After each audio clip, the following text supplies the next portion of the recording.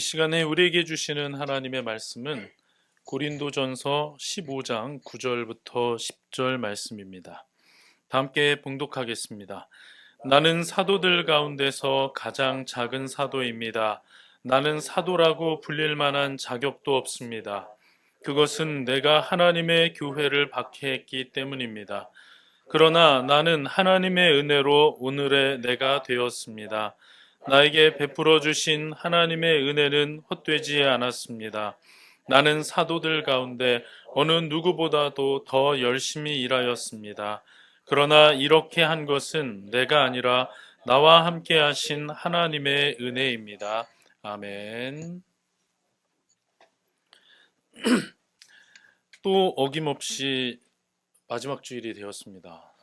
야, 참 이거 아마 매년 마지막 설교에 저의 설교의 시작 부분을 한번 다 편집해서 붙여놓으면 항상 시작은 똑같은 말일 것 같은데 시간이 어떻게 이렇게 빠르냐 뭐 이런 말로 채운 것 같아서 조금 식상하긴 합니다만 어쩔 수 없어요. 정말 시간이 빨라요. 아직도 실수로 2023년이라고 말하는데 이거 2025년을 내가 어떻게 맞이해야 될지 모르겠다 하는 생각이 듭니다. 특별히 우리 교회로서는 1년을 처음부터 끝까지 지내본 게 올해가 처음인 거 아시죠? 예, 처음입니다.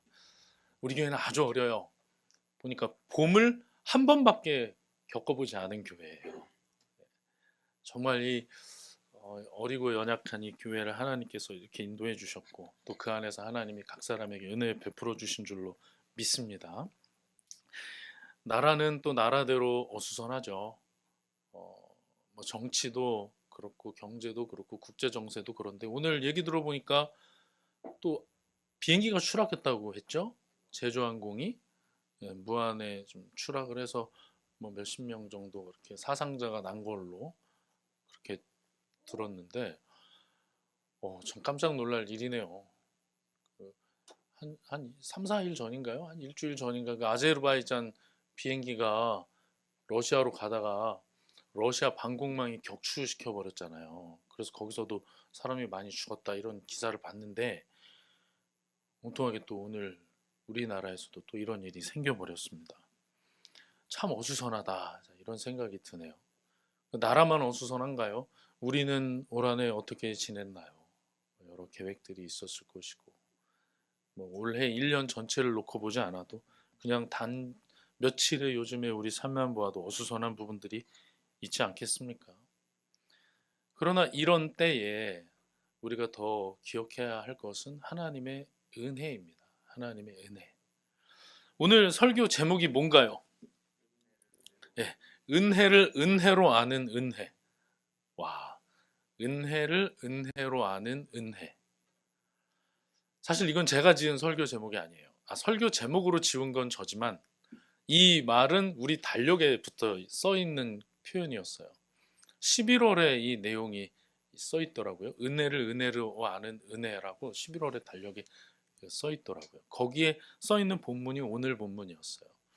그래서 제가 달력을 보다가 그 문구만으로도 이 은혜가 되고 그 문구만으로도 생각하게 되는 부분이 많았어요. 그래서 바로 설교를 할까 하다가 마지막 주가 적절할 것 같다. 그래서 한 달 이상 이렇게 간직하고 있던 내용입니다.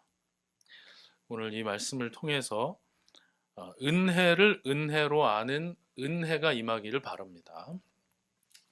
자, 우리가 읽었던 고린도전서 15장은 굉장히 유명한 장입니다. 뭐로 유명할까요? 혹시 알고 있는 분 있나요? 뭐로 유명한가요? 고린도전서 13장이 뭘로 유명한지는 들어보셨을 거예요. 사랑장이라고 불리잖아요. 사랑장이거든요. 예를 들면 히브리서 11장 이거는 믿음장이라고 불리잖아요. 믿음에 대해 쭉 설명하니까. 고린도전서 15장은 뭐에 대한 얘기일까요? 소제목 써 있잖아요, 성경에. 그렇죠. 부활입니다. 부활. 부활장이에요. 그래서 15장 1절부터 쭉 보면은 계속 부활에 대한 얘기가 나오고요. 무려 58절에 걸쳐서 부활에 대해서 언급을 합니다. 그래서 부활에 대해서 좀 궁금하면 교리책을 보는 것도 좋지만 고린도전서 15장을 정독하는 것이 사실 제일 좋죠. 물론 이제 여기에만 부활이 적혀 있는 건 아니기 때문에 성경 전체를 통해서 토타 스크립투라라고 하죠. 성경 전체의 내용을 통해서 우리가 하나님의 뜻을 발견하는 겁니다. 한 부분이 아니고요. 그러나 부활에 관한 부분, 이 부분 읽으면 아주 좋아요. 그러니까 오늘 우리가 읽은 이 본문 9절, 10절은 부활에 대해서 쭉 설명하다가 잠깐 들어간 내용인 거예요.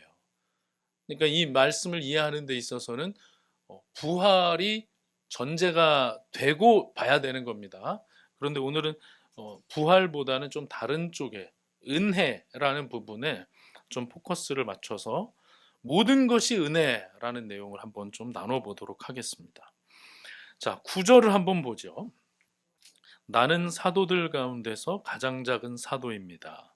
나는 사도라고 불릴 만한 자격도 없습니다. 그것은 내가 하나님의 교회를 박해했기 때문입니다.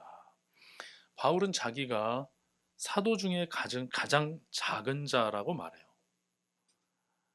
이것은 가장 늦게 임명됐습니다. 이런 의미는 아니에요. 그 의미가 아닌 이유는 바로 그 뒤에 써 있잖아요. 자기는 사실은 사도라고 불릴 자격도 없는 자라는 거예요. 왜냐하면 교회를 박해했으니까. 그리고 예수님 계실 때 함께 사역도 안 했잖아요. 그래서 바울은 언제나 무슨 시비에 휘말렸죠? 사도권. 그래서 바울 서신을 보면 하나님께서 부르신 예수님의 사도라는 것을 언제나 앞부분에 강조하고 얘기를 합니다. 그 이유는 교회 안에서 많은 사람들이 게바를 보는 거하고 바울을 보는 게 달랐기 때문이에요. 다른 사도를 보는 거하고 바울을 보는 게 달랐기 때문이에요. 그리고 그들이 주장하는 논리가 방금 본인이 얘기한 이거예요. 저 사람이 무슨 사도야? 저 사람은 교회를 박해하던 사람이야. 자격이 없어. 자기가 예수님 만나서 자기가 예수님한테 말씀 받았다고 얘기하지. 예수님하고 같이 다니는 거 본 적 있어? 없잖아. 저 사람 사도 아니야. 계속해서 이런 얘기들이 많이 있었단 말이죠. 그러나 우리는 성경을 통해 알아요. 바울은 사도예요. 우리가 그동안 사도행전 봐서 알잖아요. 바울 참 놀랍죠. 자기가 작은 자라고 말하고 아니에요. 저는 사실 사도라고 불릴 자격도 없는 자가 맞아요. 예, 저는 그래요. 왜냐하면 저는 너무나도 부끄럽게도 교회 핍박자 사울이었거든요. 그래서 자기의 치부 아픈 과거를 이렇게 꺼내서 얘기를 합니다. 오히려 공격의 빌미를 더 제공할 수 있음에도 불구하고 바울은 피해가지 않아요. 더 정확하게는 피해갈 수가 없어요. 왜요? 하나님의 은혜 때문에. 이것을 피해갈 수가 없어요. 지금 자기가 이 자리에 있는 것은 자기의 능력이나 공로 때문이 아니거든요. 자기의 성품이나 윤리나 지식 때문이 아니거든요. 오직 하나님의 은혜 때문이었습니다. 그래서 10절에 이렇게 고백하죠. 그러나 나는 하나님의 은혜로 오늘의 내가 되었습니다. 나에게 베풀어 주신 하나님의 은혜는 헛되지 않았습니다. 예. 하나님이 이렇게 만들어 주셨기 때문에 내가 아니라 하나님이 하신 것입니다. 라고 고백할 수밖에 없죠. 그래서 10절 끝에 보면 직접 이렇게 말해요. 내가 아니라 나와 함께 하신 하나님의 은혜입니다. 하나님이 하셨다라고 고백을 해요. 우리가 그 사도행전을 보다가 지금 멈췄잖아요. 전반부를 끝내고 이제 후반부를 앞에 두고 이제 뭐 룻기도 좀 받고 성탄절 관련한 말씀도 보고 좀 그랬잖아요. 그런데 이제 새해가 되면 다시 사도행전을 보면서 사도행전 후반부를 볼 거란 말이죠. 근데 거기는 누구의 이야기라고 그랬죠? 바울 사도의 이야기예요. 전반부가 베드로를 중심으로 한 예루살렘과 유대 쪽의 이야기가 중심이었다면 이제 후반부는 사도 바울의 전도 여행을 중심으로 땅끝까지 복음이 전해지는 내용 볼 거란 말이에요. 중심에 바울이 있어요. 사도행전이라고 하는 신약교회 역사서의 반 이상을 바울 사도의 사역에 할애를 하고 있다니까요. 전반부에 그럼 바울 얘기 없었습니까? 전반부에도 있었죠. 정말 바울 사도는 열심히 사역했어요. 그래서 심지어 자기 입으로도 이 상황에서도 얘기를 해요. 10절의 중반에 뭐라고 합니까?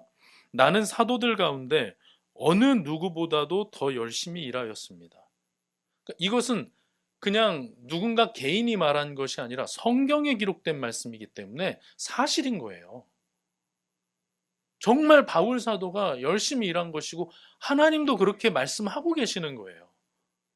어느 정도인지 한번 볼까요? 자, 고린도 후서로 가봅시다. 지금 고린도 전서 봤는데 고린도 후서 11장에 가면 바울이 얼마나 사역을 했는지 사도행전에 나와 있는 것을 아주 압축적으로 요약을 해서 말씀해 줍니다. 고린도 후서 11장 22절부터 28절입니다.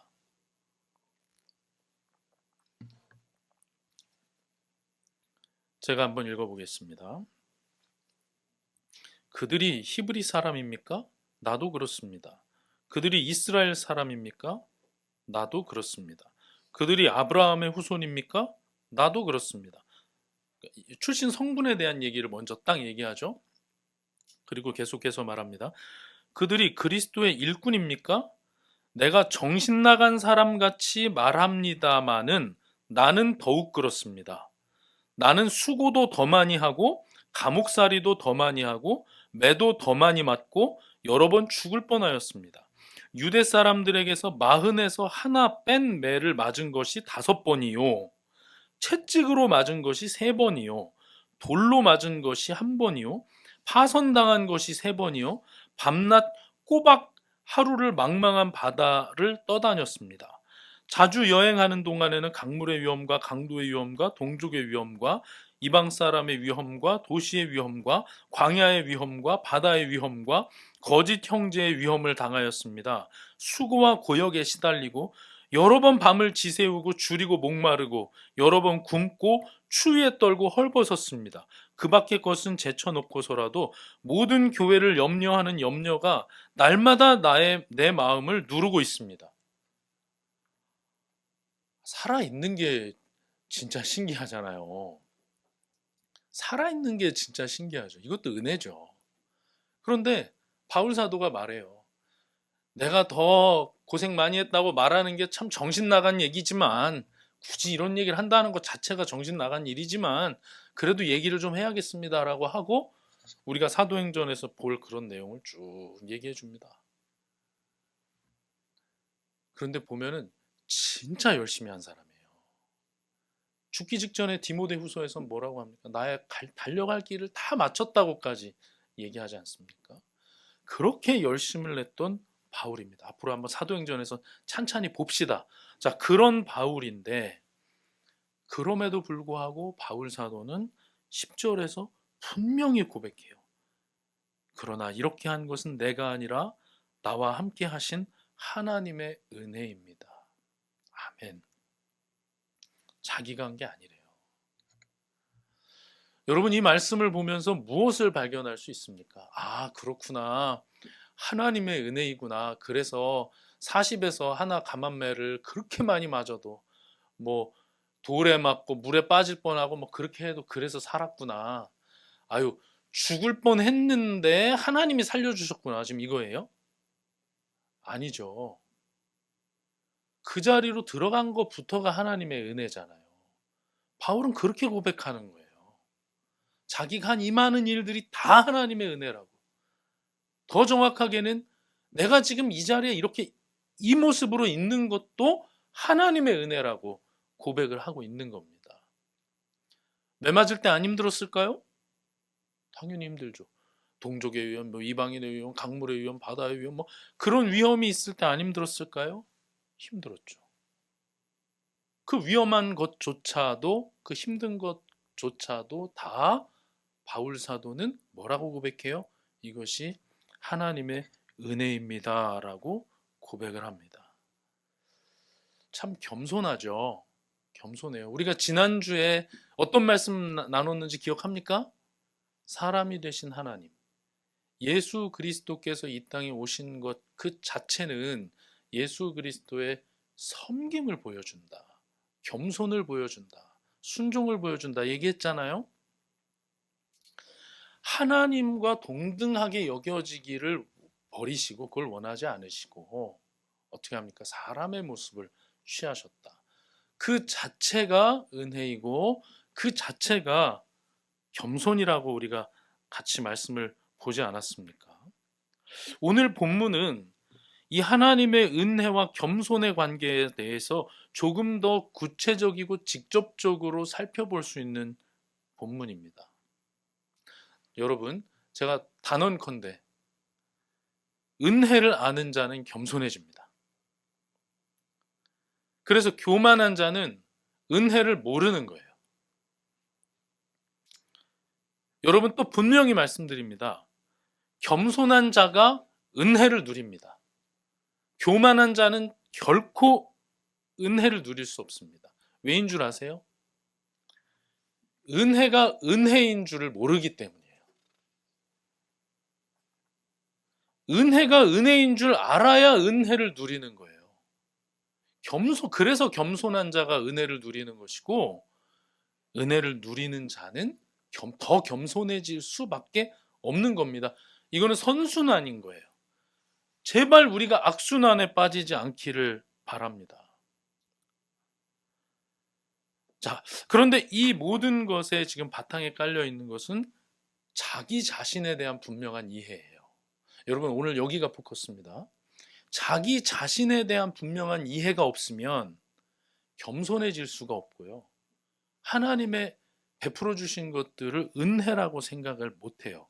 그래서 바울 사도는 오늘 내가 한 모든 것이 하나님의 은혜입니다라는 이 고백을 하는 장면에서 자기에 대한 고백을 같이 지금 전하고 있는 거예요. 내가 사실 이런 자입니다. 자기가 누구인지. 그래서 여러분, 저는 오늘 설교의 핵심 메시지를 이렇게 얘기하겠습니다. 자기를 부인하는 자가 은혜가 은혜인 줄 아는 거예요. 자기에 대한 이해가 아니 나는 이 정도면 괜찮아. 나는 자존감이 되게 높아. 그래, 이 정도면 잘한 거지 뭐. 열심히 하면 된 거였어. 남이 뭐라고 해도 나는 내가 괜찮다고 생각해. 나는 그렇게 생각해. 뭐 남이 나를 어떻게 판단하는 게 뭐가 중요해? 나는 내가 괜찮다고 생각해. 나는 부모님이 날 그렇게 키웠어. 나는 괜찮아. 이런 거 말하면 안 되는 거예요. 사실 제가 지금 한 게 제 얘기예요. 제 얘기인데 그런 생각에 사로잡혀 있으면 은혜가 은혜인 줄 몰라요. 여러분, 그런 생각이 있다면 버리셔야 됩니다. 지난주에 우리가 겸손에 대해서 나누었잖아요. 그냥 겸손해야지 한다고 겸손해집니까? 그렇지 않아요. 여러분, 겸손은 자연스러운 반응이에요. 여러분, 이거 꼭 기억하셔야 돼요. 자기가 잘났다고 생각하고 나는 괜찮은 사람이라고 생각하는 사람은 결코 겸손해질 수가 없어요. 자기가 누구인 줄 알고 내가 부족한 자라고 생각하는 자에게 나오는 반응이 열매가 겸손인 거예요. 그래서 오늘 바울도 고백하면서 시작을 뭐라고 합니까? 저는 사도 중에 가장 작은 자입니다. 저는 사실 사도라고 불릴 자격도 없습니다. 저는 교회를 핍박했던 사람입니다. 이게 나와야 되는 거예요. 이게 있기 때문에 내가 누구보다 많은 일을 했지만 그렇게 할 수 있었던 것이 하나님의 은혜입니다라고 갈 수 있는 거예요. 이게 없이 저는 그래도 개망난이는 아닙니다. 뭐 이런 식의 자기가 꽤 괜찮다고 생각하는 사람은 절대 자기 부인의 자리로 나아갈 수가 없고, 자기 부인의 자리로 나아가지 않는 자는 은혜가 은혜인 줄 모릅니다. 그래서 겸손의 내용은 자기 부인이에요. 그리고 겸손은 자기 부인의 결과물이고. 이게 지난주에 봤던 예수님이 하나님이시면서 하나님의 영광을 취할 것을 버리시고 사람의 몸을 취하신 게 딱 자기 부인이란 말이에요. 이게 실제 내용이라는 겁니다. 자기 부인 없는 자가 말하는 감사, 은혜 다거짓입니다. 여러분, 꼭 내가 누구인지 분명히 성찰할 수 있길 바랍니다. 자, 우리 모습을 좀 돌아볼까요? 1년 동안 지냈던 모습들을 쭉 돌아보게 됩니다. 입술로는 모든 게 하나님의 은혜였습니다라고 얘기를 해요. 이것은 직접 교육을 받았든지 아니면 시각적으로 경험적으로 교육을 받았든지 교육을 받았기 때문에 그렇게 얘기하는 거예요. 그런데 정말 그러냐? 정말 그러냐를 한번 좀 돌아볼 필요가 있습니다. 저는 9절 말씀을 묵상하다 이런 생각이 들었어요. 어쩜 이렇게 우리하고 다르냐? 한번 9절을 볼까요? 나는 사도들 가운데서 가장 작은 사도입니다. 과연 우리가 이렇게 얘기할까요? 나는 그래도 꽤 크다. 나는 세상의 중심이다. 이렇게 생각하면서 살 때가 얼마나 많아요? 아니라고요? 제가 좀 더 얘기해 볼까요? 자, 그 다음 봅니다. 나는 사도라고 불릴 만한 자격도 없습니다. 실제로 우리는 그렇게 생각 안 해요. 나는 자격이 있다라고 생각해요. 나는 대접받을 자격이 있다라고 생각해요. 그렇지 않나요? 나는 존중받을 자격이 있다라고 생각해요. 우리 모두가 다 그렇게 생각해요. 사실 이것은 지난주에도 말씀을 나눴지만 사탄의 꾀임의 핵심이고 그것에 넘어간 게 아담이에요. 제가 말씀드렸죠. 사탄이 절대 할 수 없는 것은 겸손이라고. 자기 부인은 사탄은 절대 할 수 없습니다. 나는 꽤 크고 나는 존중받을 자격이 있다라고 생각하는 게 우리들 모습이에요. 우리의 말씀, 기도, 찬양 뭐 이런 신앙생활 한번 잘 돌아볼까요? 지난주에 사람이 되신 하나님에 대해서 우리가 같이 말씀을 나누면서 겸손에 대해서 공부를 했는데 그래서 좀 겸손해지셨습니까? 어때요? 겸손해지셨나요? 말씀을 이쪽으로 듣고 그냥 이쪽으로 흘려버렸어요.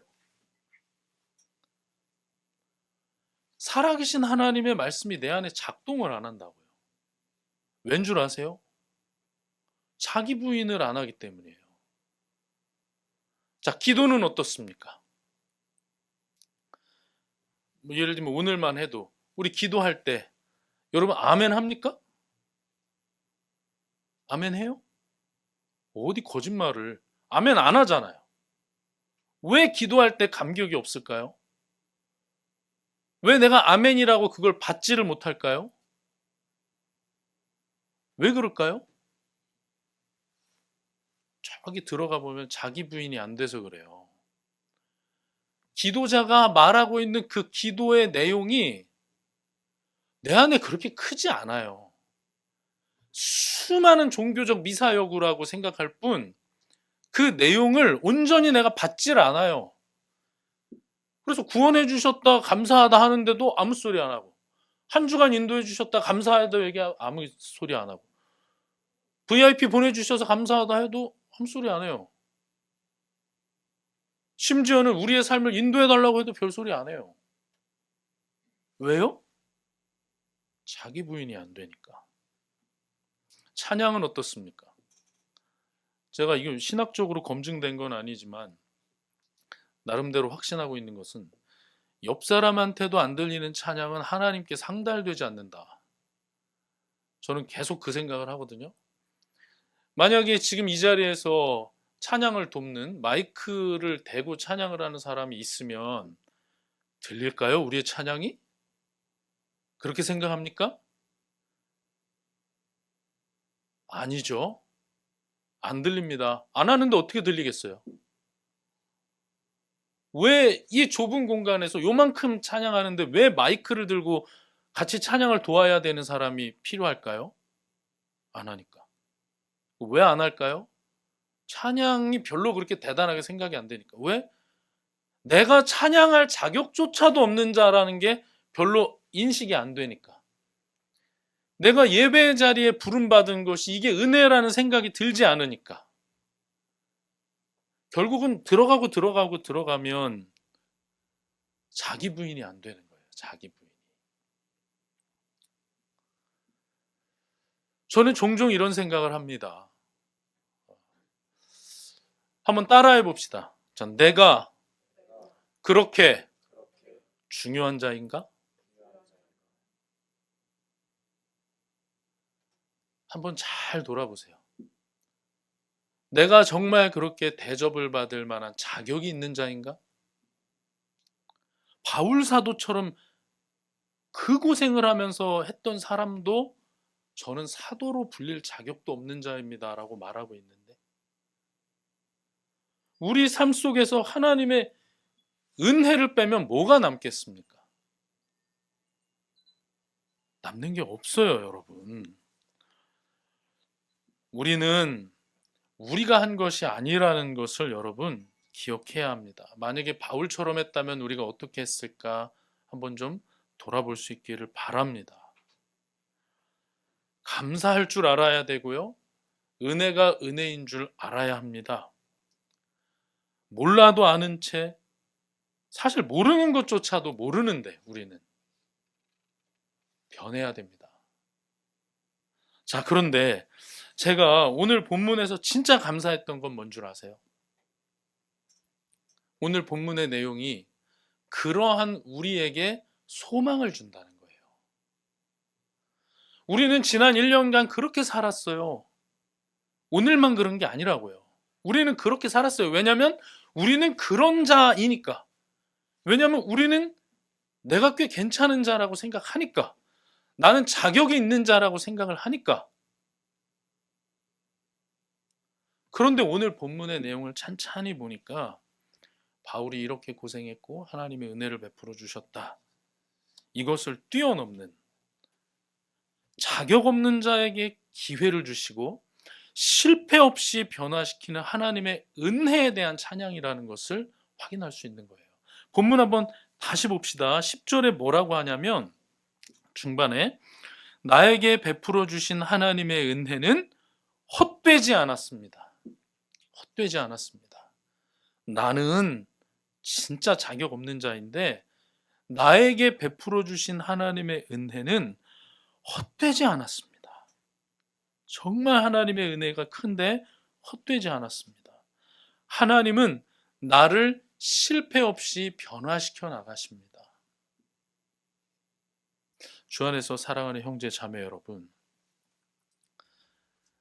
연말에 정말 우리의 삶을 좀 돌아보면서 실패 없이 일하고 계셨던 하나님의 섬세한 손길을 발견해 나갈 수 있기를 바랍니다. 그리고 여전히 내가 중심이 되어 이 부족한 우리를 앞으로 변화시켜 나가실 하나님의 은혜를 기대해 봅시다. 바울 사도처럼 교회를 핍박했던 자조차도 누구보다도 크게 들어서 사용하시는 하나님의 은혜가 있었다면 우리도 소망을 가질 수 있는 거 아닐까요? 지금은 말씀을 이쪽 귀로 듣고 이쪽 귀로 흘려버리다가도 언젠가부터는 말씀을 곰곰이 묵상하고 실천하기 위해 애쓰는 자가 되고, 지금은 다른 사람이 앞에 나가서 기도할 때 아무 말도 안 하는 사람이지만 언젠가부터는 이제 나도 아멘으로 그 기도에 동참하는 사람이 되고, 지금은 입술만 달싹거리지만 찬양할 때 찬양 마치고 나면 목이 아프기까지 한 그런 사람이 되게 해주실 겁니다. 저는 그런 주님을 믿습니다. 바울 사도를 그렇게 인도하셨거든요. 지금은 내 기분 나쁜 게 제일 중요하고, 지금은 내가 존중받아야 마땅하다 생각하고, 지금은 내가 중심에 있다고 생각하지만, 그러나 주님, 저는 아무것도 아닙니다. 모든 것이 하나님의 은혜입니다라고 고백하는 자로 하나님께서 우리를 빚어가실 거라는 거예요. 하나님의 은혜가 있기 때문입니다. 주 안에서 사랑하는 형제 자매 여러분, 소망을 가집시다. 그리고 기억합시다. 하나님의 은혜는 이미 베풀어지고 있습니다. 하나님의 은혜는 이미 우리를 붙잡고 있습니다. 그 증거가 2024년입니다. 내가 감사하지 못해서 누리지 못할 뿐입니다. 내가 자기를 부인하라는 하나님의 말씀을 외면해서 은혜를 누리지 못할 뿐, 이미 은혜는 우리 삶 가운데 충분히 베풀어지고 있다는 사실을 기억할 수 있기를 바랍니다. 그래서 내가 누구인지 분명한 이해와 자기 부인을 통해서 하나님께서 이미 베풀어 주신 은혜를 발견하고 누리고 전하는 우리 모두가 되기를 간절히 바랍니다. 우리 교회 가운데 베풀어 주신 은혜를 잠시 후에 이제 우리 공동의회에서 확인할 겁니다. 개인적으로도 공동의회를 하십시오. 개인적으로도 한 해 동안 베풀어 주신 하나님의 은혜를 한번 세보십시오. 세보시고, 야, 내가 당연하다고 생각했던 게 사실은 은혜였구나. 내가 사실은 이런 자였구나 라는 것을 기억하면서 하나님께 개인적으로 충만한 감사와 찬양을 올려드리는 복된 연말, 복된 삶이 되기를 간절히 축원합니다.